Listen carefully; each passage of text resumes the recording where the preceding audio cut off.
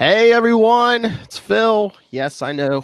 If you're listening to this on the podcast, you're in the middle of Capes and Lunatics episode 150 on YouTube. You can find this chat as its own separate video. But today, right here, myself and the Quantum Zone's own Mr. Matt Kona are going to talk Star Trek Picard season 1, the whole season. So, red alert, spoiler alert. If you haven't seen it, we're going to spoil the heck out of it. So. All right, so yeah, you want to warp ahead in the podcast. all right. So, Mr. Macona, who's been working through what you've been binging a few Star Trek, some of the old Star Treks too, right? I know you said you're watching Voyager. Yeah, I have had. I'm watching Voyager. Well, all right. So it kind of started out with Picard. So most people who are listening to this, as it's pretty fresh, know that most people are staying at home. Some of them are working. I am not one of those. Phil, sorry, you are working still, but I have had plenty of free time, and I was watching Picard before all this happened, all the craziness started happening, and I would give it a couple weeks, so I would watch a couple at a time, and I would read up on some articles. And there was one article that just it had a list for Borg specific episodes to go back and rewatch, and because all the Star Trek series except for Discovery, I think, are on Amazon Prime. So I went and watched and rewatched some ones that I had seen from Next Generation, and I'd never seen Voyager before. So I watched a couple of those, and I had seen Voyager maybe one or two times back when it aired, but so I watched the specific Borg ones for that, and based on the list. And there's only one Borg episode of Deep Space Nine. It's the very first one, just to get a little backstory about how everyone got there. So I watched those, and I dug Voyager, so I kind of wanted to just start watching that from the beginning. And then I started watching Deep Space Nine just to mix things up, and I'm multiple seasons in. Deep Space Nine has taken the lead in terms of catching my attention a little bit more, because they have longer arcs, which is something we're going to talk about, which Picard is. With Voyager, it's a lot more episodic, week to week, so you can tune in most of the time and not be lost in a long ongoing story. Besides the fact that the crew of Voyager is very, very far away from home, trying to get back, but Deep Space Nine sort of has a little bit more going in terms of long-term stories.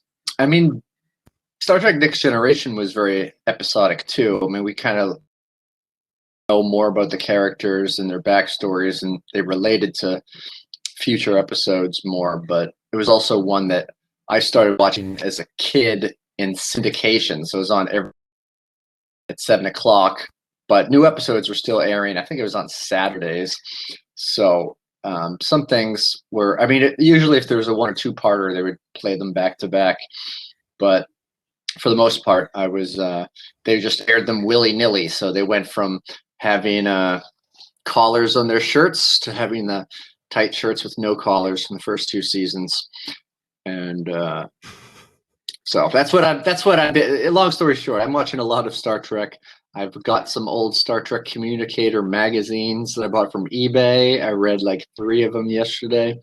And I have not read the Picard Countdown comic book that is the unofficial prequel to the Picard show, but I know it's out there. So when comic book stores are allowed to open again, I might go pick that up. That's probably digital. Have you read that? I have not. That's probably digital. True. Yeah. Somewhere. Who put that out? Yeah. I'm not sure. I'm gonna say, I mean, this is broad speculation, but the what's the company that IDW? I'm gonna guess IDW. Maybe, but yeah. I really do not know.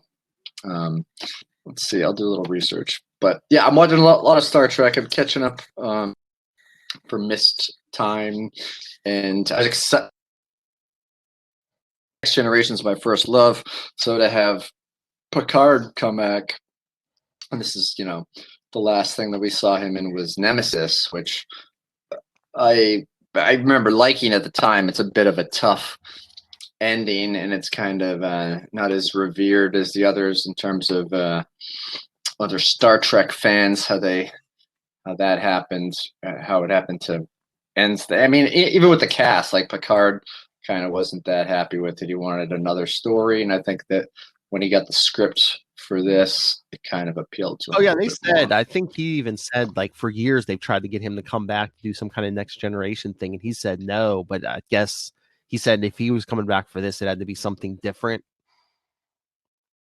It couldn't be like the same as what came before.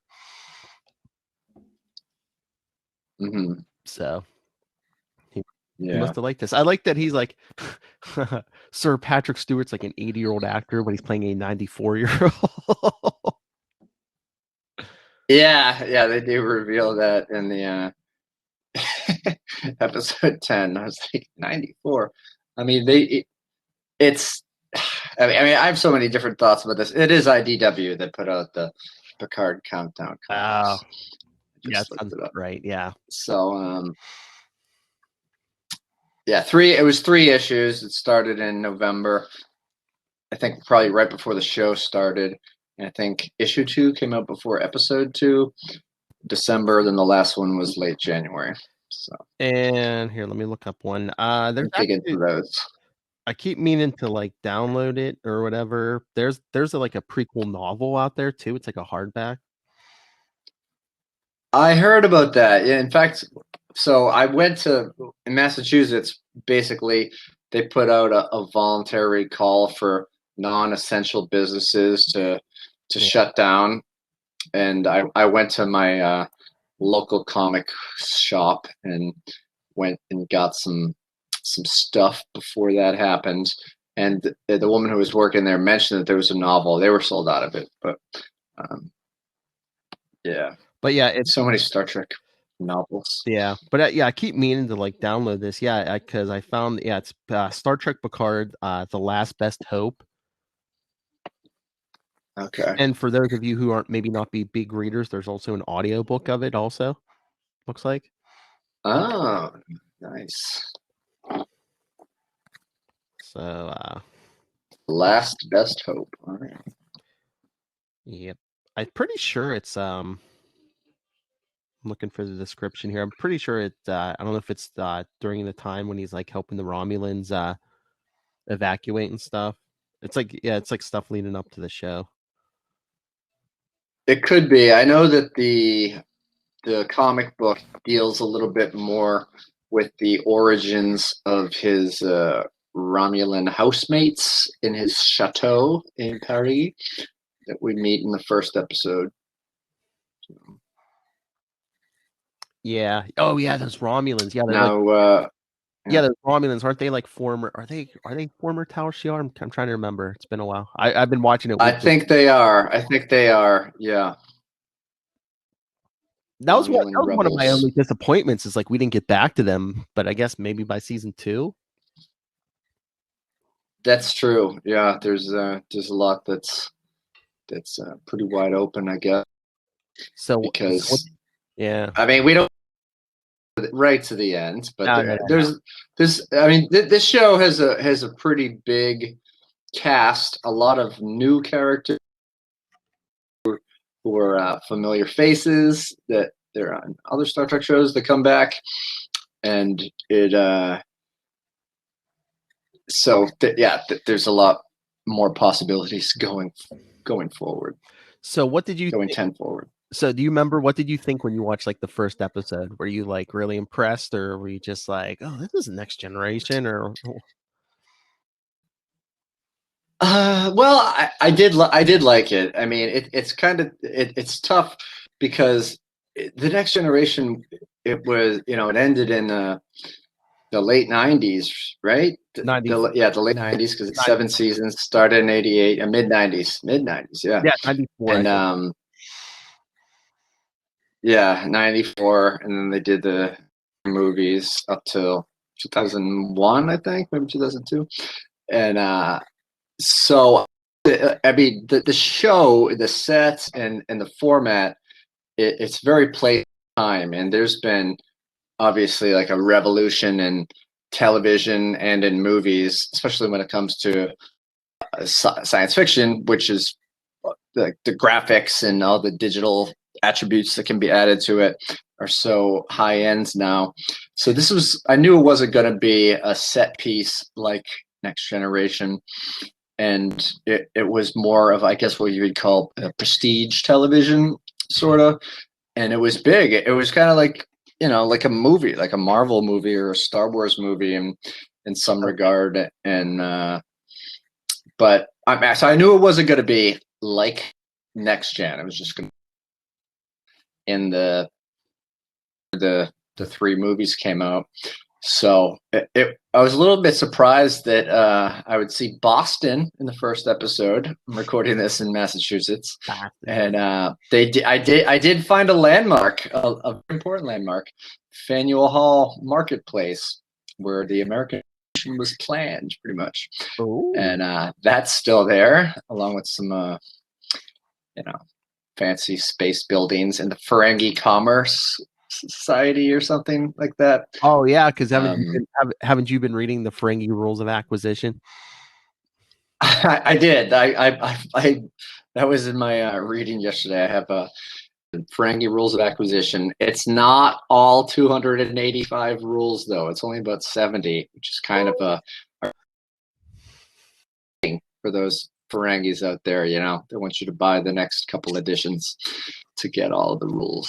But I do have my I have a Ferengi Beanie Baby right here. Someone made a lot of profit off this. Just 2 bars of Latinum for it. Yeah. So yeah, I don't know. First episode, I was gonna be hyped. I mean, I feel like I knew I was gonna like this show anyway, because getting back to the reasons we were talking about earlier, Patrick Stewart isn't hard up for money. The guy, even though he's old, is still in movies. He's been in all the X-Men, Logan, and he's doing plays all the time too. He loves. So he wasn't gonna. This isn't a cash grab. This is gonna be a labor of love. Someone took the time to woo him with this. So I was on board. I was open to anything. I didn't really know what it was going to be or where it was going to go. I didn't read too much into it. I liked to go in a little bit blind, and yeah, it hooks you in. I mean, you see all these new characters who are like, all right, who's this? I mean, that's kind of like a broader topic because it can't always be just a reunion. I think they even mentioned it in one of the first few episodes. Like, he could have called up Geordi or Worf, but it's like those guys have lives, and so it's just you got to meet some new people. Although we did see some familiar faces in this first season. We got Riker. Oh yeah, no, yes, yeah, but they didn't like overload it with you. No, like, all right, he's in trouble. Let's get on the horn and get the band back together. Wasn't quite like that. He was but I did like how they handled the guest appearances and stuff. Although sometimes, and this has been a thing with Star Trek, and it's probably just in the actors' contracts, where if you watch the credits, and I usually do, especially if it's something new, you can't skip the intro anyway, it can sometimes spoil who was in the episode. Yes. You're watching the beginning credits. Like, I think episode 9, guest starring Brett Spiner. Oh, okay. All right, cool. What's happening now? Or even the finale where it's like the worst was episode 10. It was like guest starring John Frakes. It's like, oh no. Yeah. So I mean, the worst or best example of that was there was an episode of Voyager that I was watching, and before you even really know what the episode's about, it says guest starring so and so as Amelia Earhart. So you're like, oh, okay. All right. No. Amelia Earhart's going to be in this. I mean, I know that's like TV, but it's like they should save all that for like the end of the episode. Just know it's like, surprising. Yeah, I agree. But Maybe we can petition them for episode 2. But yeah, you're doing the big Voyager rewatch. What did you think of 7 of 9 in this series? Well, I had. Oh yeah. First of all, I liked 7 of 9. I haven't got to 7 of 9 in my Voyager. I think she's not until like season 4 or something. Yeah. But I think I'm in season 2, near the end of season 2.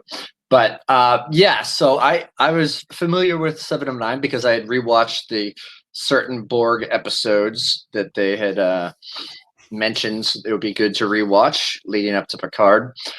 And even though I knew that she was going to be in that episode, it was still a cool moment, you know. Mm-hmm. On your left, Endgame, cool, like yeah, but it was awesome, you know. Like she came in, who's this unidentified ship? It's about to blow up. Being the person on board, boom. Everyone's favorite former Borg, 7 of 9. That's right. So that was great. Yeah, I mean, she came in. She's a little different, and you know, she's basically like this warrior helping like the X-Borg and stuff. And at first I was like, man, she's way different than she was on Voyager. But again, this is like 20 years after Voyager, though. Yeah, so she's been through some stuff. I think she's working with people in the neutral zone, mm-hmm. which is always going to be a hectic job, anyhow. And yeah, it was cool. I mean, a little bit, but so one thing that kind of it's kind of ironic that Picard season 1 tried to do was strike a balance between one long storyline and individual episodes that sort of were episodic, that you were kind of contained. And even though we meet 7 of 9 at the end of one episode, is it episode 4 or 5? Maybe it's 3. I got to check my notes. But she has like basically a full episode where it's focused on what she wants to do. And so that was kind of the first indication. I was like, okay, they're trying to do this episodic thing because she goes away at the end. And as we'll talk later, I mean, if everyone's listening to this, but she does come back for more episodes. And that's way better. You know, the first episode was cool, but when she gets real serious, it's pretty awesome. Oh yeah, on the Borg cube. Yeah. Oh yeah, kicking butt. Yes. And then a week. I skipped ahead a couple. Yeah. I binged here and there, but I couldn't be patient. I couldn't wait every week. Yeah. Which, I mean, they got creative with this show because it's like, you know, Picard, I mean, he's the hero of the story, but it's like it's an 80-year-old actor. It's like he can't be like throwing punches every 2 seconds and diving off of stuff, and you know, and that really wasn't Captain Picard. He wasn't always like, you know, this, you know, I mean, he had some action, but he wasn't always, you know, he wasn't Kirk. He wasn't like punching guys out every episode either. Yeah, and he's out of his element. You're used to him being on the bridge, mm-hmm. Enterprise, or in his ready room or somewhere, and that wasn't there. He eventually gets a ship, but he's not the person in charge. I mean, he is kind of calling the shots, whatever. Like he's the reason that they're on the ship together, but it's a very different dynamic. It's not like he's back in the saddle again and everyone's like, yep, this is it. This is what I'm waiting for. It's new. It's a different direction. And like, I don't know about the people who made this. I assume they're huge Star Trek fans, but do you know if they were involved in any other shows? Because sometimes there's a lot of crossover from Next Gen 9 and Voyager kind of all were on the, well, Voyager wasn't on the air at the same time as Next Gen, but they all kind of were on and crossing over each other a little bit. Characters? You know? But like the background, like the production teams, the directors and writers, the writing staff. Yeah. No, I'm not sure. I didn't recognize the names. Yeah. Like that Akiva Goods was it Kiva Goldsman or whatever. I believe I believe he's working on Titans. So yeah, I think a lot. Okay. Yeah. Alex Kurtzman. Yeah, I think there are a lot of like newer people that are like in. And then what was it? I was watching Star Trek Discovery the other day, and I think I saw, what was it? It was like Eugene Roddenberry or something. So I don't know if it's like Gene Roddenberry's kid or something. Which I don't know if he's That's a cool. card, but I would assume they would be taking notes or whatever. Yeah. So I think there's a Roddenberry involved somewhere. Yeah. I mean, there was another thing that was kind of an overarching thing. And this is, I don't know, like this isn't really like a complaint. It's just something that I've noticed. And it's even like it's a weird thing to hear fans kind of talk about, but you do hear people will complain about anything. But there was, and it's not a negative, from my perspective, it's not a negative, but I'm only aware of it because people talk about it. And I hear it talked about a lot, especially with the newer trilogy of Star Wars movies. But they talk about fan service, like, oh, this fan service. Why are they referencing the things that you love and giving people who are super fans like a little bit of excitement? I don't know. Why are you getting mad at them for that? But Picard, especially in the first episode, I mentioned the Ferengis, and they also mentioned some other things like the Daystrom Institute. It's named after Dr. Richard Daystrom, who was a scientist from 1968 episode of the original series. And the Institute gets mentioned a bunch in Next Gen Voyager and Deep Space Nine. Oh, yeah. And even one thing that kind of caught me off guard in the first episode was that they referenced something from the 2009 Star Trek reboot, which was kind of interesting. Not really expecting that. Oh, yeah. About the destruction of Romulus, and the disaster there. But, yeah. Oh, yeah. Cause the movie, yeah, because the Spock from this timeline goes back in time, creates like a whole different timeline. Him and the Nero or whatever. Yeah. Yeah. Yeah, I mean, I think they tried to incorporate a lot into these, like even like Hugh, who was like Borg, they met on Next Generation, Icheb, who you'll get to in Voyager in the later seasons. Yeah. Mm-hmm. But yeah, like, Bruce Maddox is a big name, and I rewatched earlier today just to kind of rewatched The Measure of a Man, which is the episode where Bruce Maddox tries to get Data transferred so he can disassemble him and learn from him, and Data has to basically have a hearing with Picard representing him, and Riker begrudgingly representing Bruce Maddox about whether or not Data has the ability to make a choice about whether or not he wants to do that, or if he's the property of Starfleet. And Bruce Maddox eventually, by the end of the trial, which is in Data's favor, of course, changes his mind, comes around on him. But at the beginning, he keeps referring to him as it, and you're like, hey, who is this guy? This guy's a jerk. We love Data. no. And then we get to see him die in Picard. But that was a shocking moment too. So how do you want to do this? You want to just go through? I mean, I don't have the blow-by-blow of each episode. I have some little tidbits about bonus stuff in there.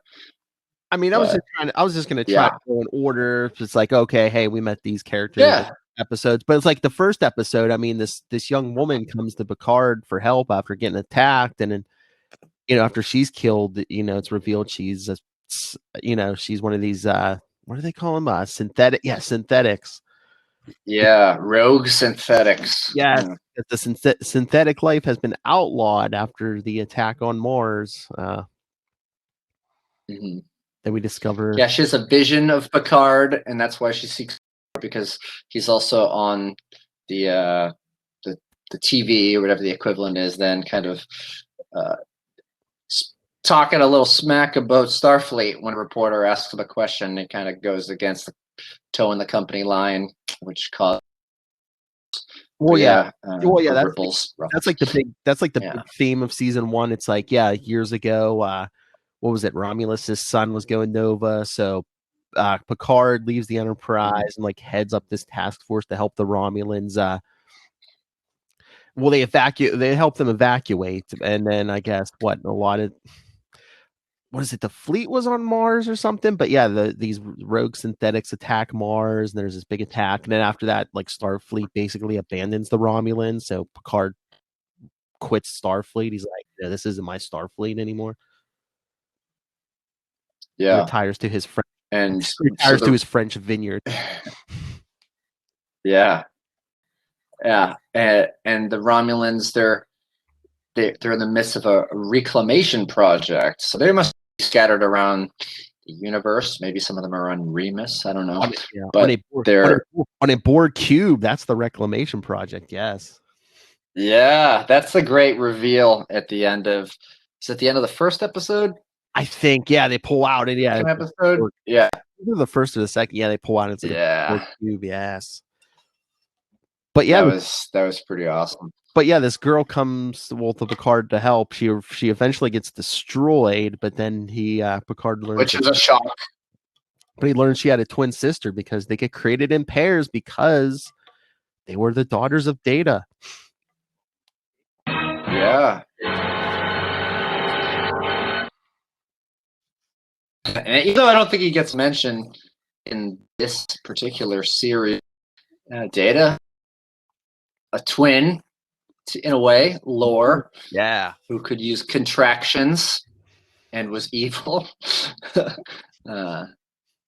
So yeah, it was basically one particle of Data could be 3 new ones, and there's images that he in a painting of what his daughters ended up looking like, all grown up. Picard sees that and goes on a little bit of a manhunt for the other daughter, and to get a starship and go in without the help of Starfleet. I did think it was pretty funny when he said that he's willing to take a demotion from admiral to captain in order to get access to a ship.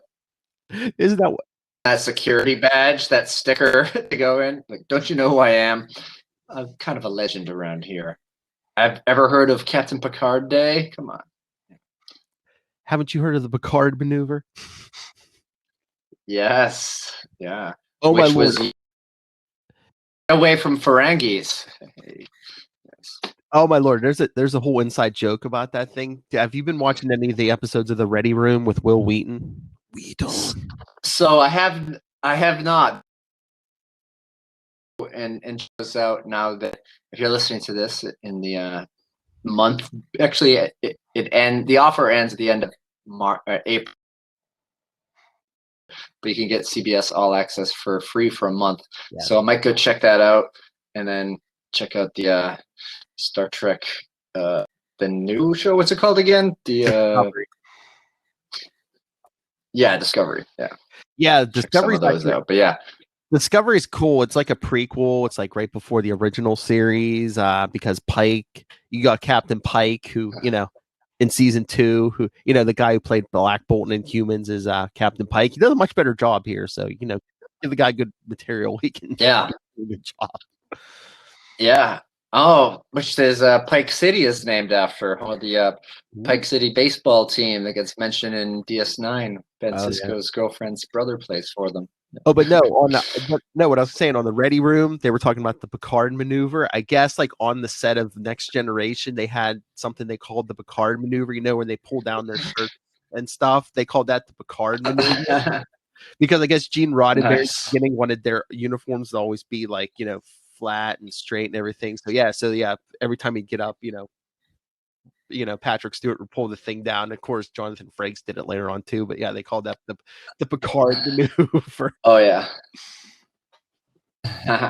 that's great. So we never see the Picard maneuver on a Next Generation. It just gets referenced from the episode "The Battle," season 1, episode 9. Yeah, because that's what was it the finale? Yeah, because when what's her face says, "Oh, was that from the Enterprise?" Like, no, the Stargazer. Yeah, yeah. The ship that Picard that got lost, and he ended up getting court-martialed about. Yeah. Oh, and what I was gonna say, what did you think about the Romulans in this series, especially the main guy, our British Romulan, I call it. Yeah, what was his name? Nikas or something? Something here. I'm gonna look up this cast list. Yeah, Uh, but he's yeah, not basically basically Narek. yeah, but basically to find the planet of the synthetics, he basically like seduces Data's daughter. Yeah, he totally gaslights her because he's really running the whole reclamation project for the Borg, of the Borg cube, but he is also involved in the secret rounds. They want to find the home planet. They want to find where Maddox is, and possibly the was it Dr. June, the man who created Data, and because they know that there's more of these out there, and they want to kill. So he's seducing his girlfriend Soji, right? And Soji doesn't know yet that she is artificial life, and so he's trying to like sweet talk her and romance her. But I thought he was a great villain, along with his sister, who was even more evil, I think. I love the Romulans as baddies, as Ray might say, but it's always a little bit tough to tell, especially like over the years. Different incarnations of Star Trek had different looking Romulans, and they filled that in a little bit. I think in the first episode with the housekeepers saying that people from Northern Romulus are the ones with the forehead indentations. Yeah. Something. So he was a Southern Romulan, I guess, with the British accent. Yeah. I liked him. I mean, I liked to hate him. I thought it was a good bad guy. Classic villain. But I love and I also love Picard's crew. I mean, like we were saying, Data's daughter Soji was good. We got what was the doctor's name? What's Agnes's name? Agnes. She was like the leading cybernetics researcher in cybernetics, artificial life, and we learn later that she's kind of a bit of a mole, somewhat involuntarily. Mm-hmm. Is Commodore O, who is a high-ranking Starfleet official, was posing as a Vulcan, but she was really Southern Romulan, and in her Ray-Ban sunglasses. Did the old one-handed mind meld with her, and showed her what will happen if artificial life is allowed to exist. And it was basically a pretty cool sequence of hell on Earth breaking, essentially. Oh, yeah. And they said, you have to kill Maddox, you have to kill the Destroyer, as Soji is being referred to, and that she chews a tracking device so that's all revealed like later on in the series. But it gave some real depth to an otherwise likable character, where you're like, oh, should I hate this person? I mean, she killed Maddox to fulfill part of this plot. I mean, she's essentially brainwashed into doing what she thinks is right. Yeah. And it's kind of there's a lot of keen moments in this, especially for a Star Trek branded show, as well as the shock of some swear words occasionally, which kind of threw me off first time I was watching it. I know this isn't network TV. I know, but but the first time, it's never Picard that says it. Yeah. Yeah, the F-bombs, yes. Yeah, it's a little jarring. I mean, I'm all for freedom of speech and everything, but I mean, it wasn't forced in there, Yeah, no. but I didn't think that they really needed to It was just put weird. it Yeah. out. I think they feel like they Yeah. gotta give you extra so you're paying for it, but it's like, we're here for Star Trek. Yeah. We're not, I'm not expecting swear words from Star Trek. Yeah, I mean, I'm sure that there's been some Klingon swear words put in their native tongue, slipped into some next gen over the years, but yeah, it was weird. I don't know, something that stuck out to me. But going through the crew, and of course, we had one of his old pals that Oh, he served with, even though we never saw. Raffi. hmm hmm Raffi, she knows a guy who has a ship. Captain Rios. Captain Rios, who's all his holograms look exactly like him. Yes, he has holograms, including an emergency medical hologram, which was great. When he says, "Please state the nature of your medical emergency," sort of a tribute to the doctor from Voyager. And the engineering hologram has a Scottish accent, a little bit of a tribute to Scotty. See, that's the thing. We got some next gen cool. people on this show, and I want to see the rest of the next gen cast, but I want to see some Voyager people on here too. Yeah. I mean, they're around. Got 709. S is available, probably. Yes. Oh. No, at least she's 9. She's dead by now. No. But no, the last the other member of the crew, Elnor. Yeah.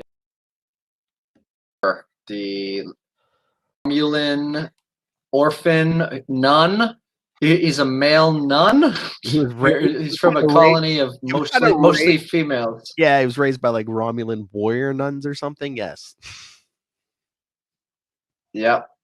But Picard spent some time with him in his young formative years, read The Three Musketeers to him, and then basically had to leave. He didn't go out for a pack of cigarettes, but he left because of the whole Romulan evacuation thing and the attack. So he had to get out of Dodge. But yeah, he goes back and he asks for help. He's kind of out at first, and then goes to a only, and a bit of a scuffle comes out, and then Elnor comes and defends him and binds his sword to him, and is one of my favorite members of the crew. Pretty cool. Okay, he's kind of like Picard's samurai or something. Yes. Yeah. And then, like we said, he's the alien. Yeah. Like we said, they meet up with 7 and 9, but then she leaves for a while. They get her back at the end of the season. But yeah, because they go to the Borg cube to find Soji, and then all hell breaks loose. So I love how Picard and Soji are just like magical, like portal. Well, the portal that Hugh had that he knew about because it was for the Queen. Yeah, can go up to 40,000. Another thing that the Next Generation didn't have. They had fights that were always a little bit awkward looking, but this was like serious action movie moments in this, and a lot of cool sequences, and the whole thing with the fighting the Borg or the Romulans who were on the Borg cube part, and Borgs were fighting too. Eventually, was real cool and real well done, and El was great. He had some awesome quotations as well. It's like, just ask them a question. Do you want to live? Yeah.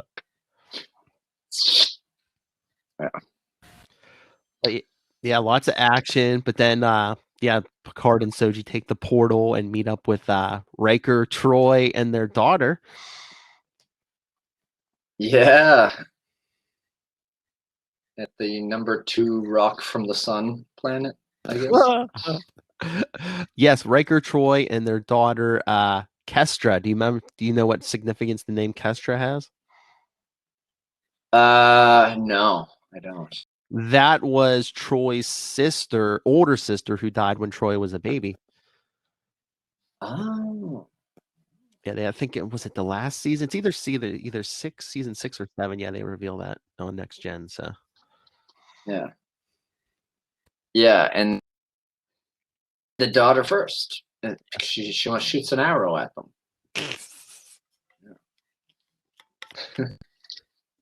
But yeah, again, not a lot of action in that episode, but I love that episode. It was one of my favorites, probably next to like the stuff. Yeah, it was great. I mean, Frakes, I think he directed that one too. I think he directed 2 of the episodes this season. But Troy was it was great to see her again. Mm-hmm. And of course, Riker, who was in total dad mode too, which is kind of funny. Just yelling through the window and yeah, making pizza in the outdoor pizza oven. It was good. Yeah, they gotta make an addendum to the Neelix Star Trek cookbook. Put that pizza recipe in there somewhere. Do they have a Star Trek cookbook? There is, yeah. Oh. Neelix is on the cover in his chef outfit from Voyager. Yeah. How Captain Janeway. I want to know if there's recipes for drinks. Yeah. I was gonna say Captain Janeway's coffee. Yeah. I don't think it's strictly Voyager. I have it, but who knows? As I get more and more stir crazy, I've been ordering some online, hence the Rules of Acquisition paperback book, which you can read in about 5 minutes. But also, it would have been more appropriate if on the cover of the book was Tuvix, which is Tuvok and Neelix combined, because Janeway said that she prefers Tuvix's cooking to Neelix's. Yes. But then she murdered him, so maybe that's.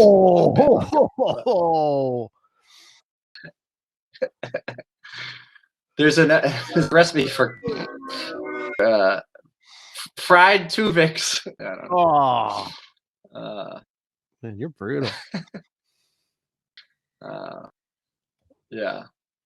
But yeah, great. It was just great acting. And this is sort of like, I think that you probably liked it for the same reason that I did, which is there were some Next Gen episodes that are, they're great characters. And to see these characters that we haven't seen for a long time interacting together in a way that we also haven't really seen for a long time, because the movies, they didn't have long, drawn out, having a meal together parts. It was pretty much go, go, go. They had a mission, they had an action, they had 90 minutes to do it, and what they normally have 26 hours to do in a season.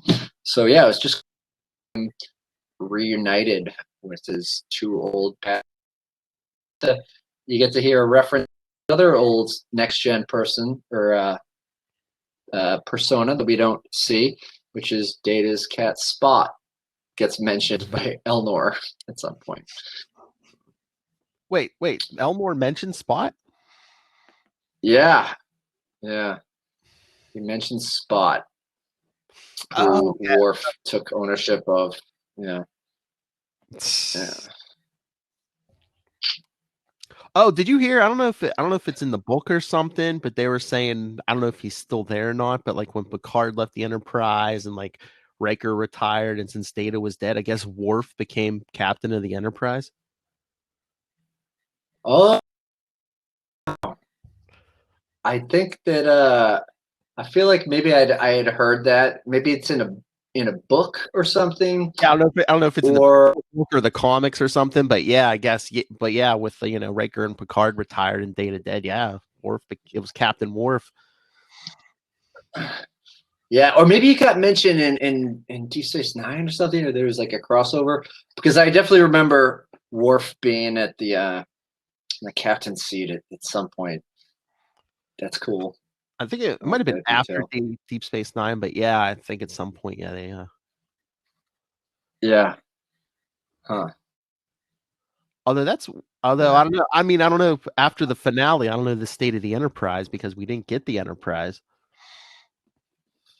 Oh yeah, true. Mm. So after Picard gets some advice from Riker and Troy, and that whole visit, they eventually him and his crew find the planet of the synthetics, and you know Brent Spiner. Every series he's in, I swear Brent Spiner has to play at least two people. That's just what he does. He's either his brother or as the creator, which kind of gives him a little bit more fleshing out. Yeah, and in episode 9 we meet I forget the name, but it's Dr. Soong's son. And before 10 hit, at first I was like, oh no, is this gonna be like lore or something, like disguising himself somehow? But no. Yeah. Because they meet, what was the name of the character? 'Cause they meet another, I mean, she looks more android like, but it's another double for Soji. Oh right, yeah. So I think that's in episode Yeah, 9 9 or and 10, so. yeah. Yeah. Gotcha. Yeah. Okay. So I think we were. I was wrong. I didn't see it on screen, but in the book, the Picard book, the prequel book, The Last Best Hope. Yes. That's when they flesh out that Worf was captain. Nice. Thank you, ScreenRant.com. I gotta get that book. Okay. Cool. Yeah. But yeah, so I mean, episode 9, they capture. So that What? I was just gonna say, yeah. So that was one of the ones where it seems like a standalone episode. He just went back to Riker. You got Troy in that little fan service, but it helps move the larger plot along. Fans are happy. We ended up getting a bonus, as we talked about earlier, because they come back in the finale. Oh, I love that. I And, love that part when he comes that's back awesome. in the finale. Yeah, it's great.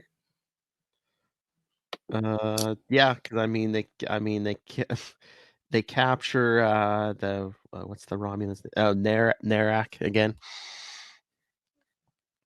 Mm, But then, yes. but then the synthetics lock up Picard because they're gonna like send the signal to call, the whole thing, the destroyer, the whole thing the Romulans were afraid of. Yep. What's in the prophecy or the mind melding, Mm-hmm. and yeah, they do a little bit of a bait and switch, because you think Soji, she was a little bit cold to Picard for so long, but he, from this dinner with Riker and Troy, she sort of warms up to him and begins to trust him, because I mean she met him under some pretty traumatic circumstances. He just kind of showed up and on the Borg cube and like walk through this portal with me. Let's get out of here. And like 5 minutes before that, And she didn't even know she was a synthetic until like 5 minutes before that, even. So yeah, so kind of a lot to handle. mm-hmm. And it's not like you could fill her in on the ride, because it's just boom. There. So we learned a third sister or another sister made a model. Yeah. Mm-hmm. But yeah, they're gonna open that portal, so the whole Romulan fleet is coming or whatever. Mm. Yeah, and there's a lot of them. What did they say? 219? Something like that. Yeah. Because Sorry about the 109. Yeah. But yeah, they get reinforcements because that's when Riker shows up with a bunch of similar looking ships. Yeah. Oh, but I what love was that. It had like the name of his ship was the USS Jinyang. Something like that. Let me see if I can find it. But yeah. I just love that whole scene. It's just like he's like, telling the Romulan commander to back off. It's like, but I would just love to kick your Romulan ass or something. Yeah, you're treacherous Romulan. Is that he was talking to Commodore So, who were in full Romulan gear at that point. We skipped over a cool part, or a little bit. We're kind of getting all over the place. We're all over the star map. But when Seven of Nine comes back and has to plug into the cube as they're being thrown out into space by the Romulans, who are essentially abandoning the reclamation project. That was a crazy moment with all these half recovered Borgs going through space, and then her going into the collective and hearing voices and directing them and saving who was left. And then after it was over, Elnor says, "So you assimilate me now?" There's some good throughout the run.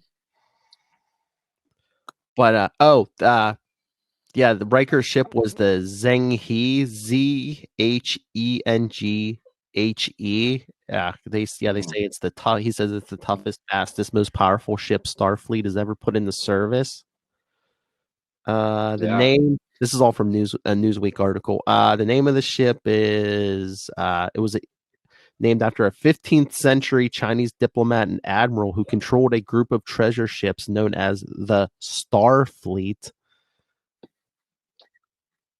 Ah. Mm-hmm. See, they did put so much cool attention to detail in this. And I think and it looks like maybe this ship has already shown up in one of the Star Trek online games or something. So. Oh, okay. You'll probably buy a model, sure. Yeah. So, I mean, I love this series. I saw some people giving this. I don't know if some people weren't thrilled because it's not exactly next generation, but I loved it. I'm like, this is next gen has matured and grown up a little bit, and yeah, and people are always going to find little things that they could complain about, and I had some friends complaining that it was like I was just bored at some point. It's like, well, it's one long story, and they're setting up a lot of information. We're meeting a ton of characters, and it can't all be like. I mean, they set the bar high in terms of the unexpected amount of action that we could get too. It's not going to be like that in every single one. And I thought the characters were good and they were developed pretty good. You had strong feelings towards characters, whether you liked them or you didn't like them, and your feelings, like we were talking about with Agnes. You couldn't believe what she did when she killed Maddox. Was maybe going to kill Soji, and she sort of has this breakdown, almost commits suicide at one point. But yeah, I loved it too, and I'm totally with where it's going from there. I'm going to read the comic book. Maybe I'll read the book prior to this too, and I would definitely recommend it. I mean, look, it's not the same as Next Generation. It's made in 2020 with the availability we have, and yeah, there are certain aspects of it that are a little bit different than what we saw, even in terms of just an acting style. Like Next Gen, DS9, and because I was reading all those magazines today, the casting to cast people who are kind of classically trained, so they don't have accents, because this is all 20th century. There's not a lot of slang and sarcasm and stuff. It's like some characters do talk a little bit like we do now, kind of modern, sort of jokey stuff. So not what you're used to from watching the shows of the past, but it's good. It's not worth not liking because of little nitpicky things like that. There's plenty of goodies and little hidden things for the diehards, and they wanted it to be appealing to who might not be Trek fans, and they just kind of wanted to see something because they liked Professor X, or they liked whatever aspects of it that brought them to it. And yeah, overall, I would definitely give it A. Probably an A would be the grade if I had to put a letter to it. Oh, see, I was about to ask you because I had an A in my mind too. So yeah, this is an A, people. I mean, it's a great show. Yeah. It's well written. I think it's got the right amount of all the stuff you love from Next Gen, and like we said, 7 to 9 from Voyager. But there's a lot of new stuff too. So I think it's the perfect combination of older stuff and newer stuff. Yeah, they give a lot of meat to chew on in terms of new characters, and it's not just they're not just dressing for your old favorites coming back. There's some good stuff to dig into. And I mean, I was a little bit. I mean, now if you're listening to this, CBS All Access is free for a month, but I was a little bit like bummed out that it would not just because I would have to pay for a subscription or whatever, which I'm fine with doing, but this could be. I think that people would still watch this if it was a TV show. Oh, but yeah. I don't know. Maybe network television has changed so much since it went off the. It would reach a bigger audience that way, obviously. But I mean, we are living in a streaming time, so it's not overly radical to watch it on a subscription-based service, I guess. Yeah, I mean, I think that's what the thing is. Like, CBS could put this on TV, but yeah, they're saving it for this because they're like, oh, people love Star Trek. Let's get them to pay. But again, our world. That's the way the way the world goes these days. Yeah, they really put the one per hour to really justify it. That's right. I mean, they're CBS. They could air it on TV if they wanted to, but yeah, we've said enough. We didn't break down every single little thing, but I feel like if you watched it, recommend it to a friend to check it out, and I'll definitely watch it again. All right. So if you're listening to this on the podcast, this is part of Capes and Lunatics 150. So we'll get to the rest of the episode right after this. If you're watching on YouTube, scroll down. Capes and Lunatics episode 150 is a few videos down from this. So check that out. All right. You'll hear me after this if you're listening to this on the podcast. But Matt Kona, where can people find you? You can find me on Twitter, Instagram. My handle is @MattKona, MattKona. Do stand-up comedy occasionally in my living room in this day and age. But I'll on some Quantum Zone with you, Phil, as you know, and with Will Allred. I pop up here and there. There's a monthly comedy podcast called Backstage at the Naked Comedy Showcase that I'm on. And I'm around. I'm always up to chat. If you want to talk Star Trek, comic books, anything, I'm here. Say hello. All right. So yes, everyone, again, on the podcast, the rest of the episode's coming. If not, if you're on YouTube, scroll down. Check out all of our cool contents. Remember, social distance, stay inside, stay safe. And remember,